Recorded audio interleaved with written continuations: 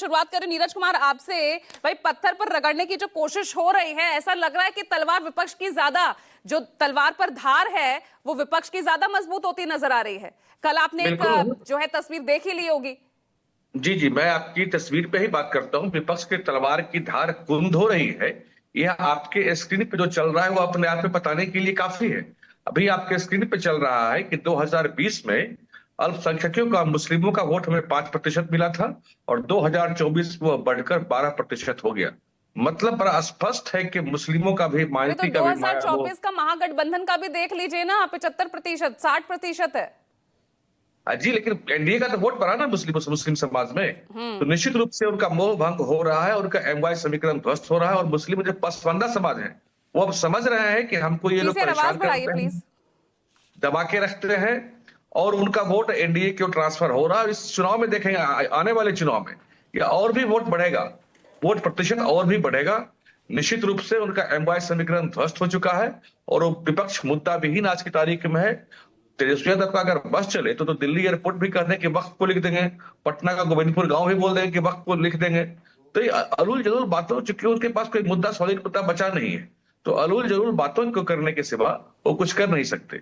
इसी तरह की वो बातें करते रहते हैं, जनता में भ्रम फैलाना, अफवाह फैलाना। अभी देखिए ना उन्होंने क्या कह दिया, जब चुनाव आयोग ने कहा कि वोटिंग लिस्ट का पुनरीक्षण करेंगे तो उन्होंने प्रेस कॉन्फ्रेंस में हॉट ही सेड कि नहीं, पूरा पुराना वोटर लिस्ट डिलीट हो जाएगा, नया वोटर लिस्ट बना रहा है। तो बिल्कुल बातों को ट्विस्ट करके गलत तरीके से परोसना उनकी आदत में शुमार हो चुका है और इसलिए बिहार की जनता में अपनी विश्वसनीयता वो लगातार खोते जा रहे हैं। अब लोगों को लगता है कि तेजस्वी यादव सुबह सुबह उठते हैं और सिर्फ झूठ बोलते हैं, झूठ बोलते रहते हैं। कहीं से ये बात नहीं है कि पुराने वोटर लिस्ट को डिलीट कर नया वोटर लिस्ट बनाया जा रहा है।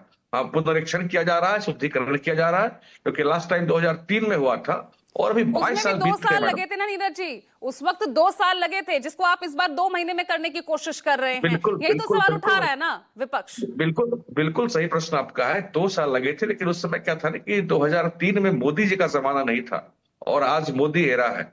तकनीक के मामले में हम इतने आगे हैं कि निश्चित रूप से जिस काम को हम पहले 2 साल में करते थे उससे आज हम 2 महीने में करने में सक्षम है।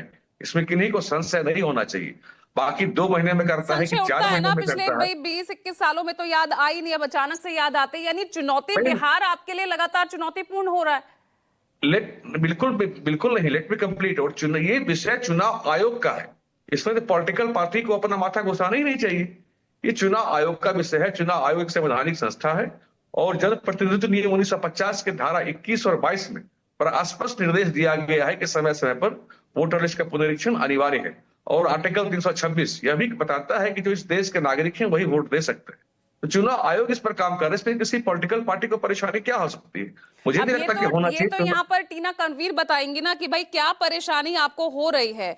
वोटर लिस्ट को अगर रिवाइज किया जा रहा है तो वो तो बिहार की जनता के अच्छे के लिए ही है ना।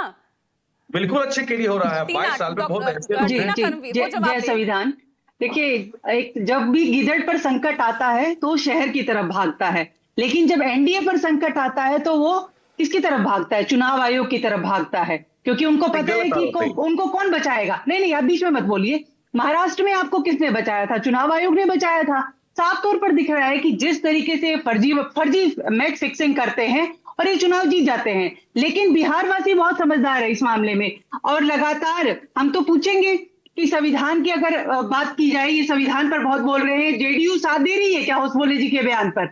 जिस तरीके से एक नैरेटिव ये लोग बना रहे हैं कि भाई हम तो ये संविधान बदल देंगे, पहले 2 शब्द हटाएंगे फिर पूरा संविधान बदल देंगे।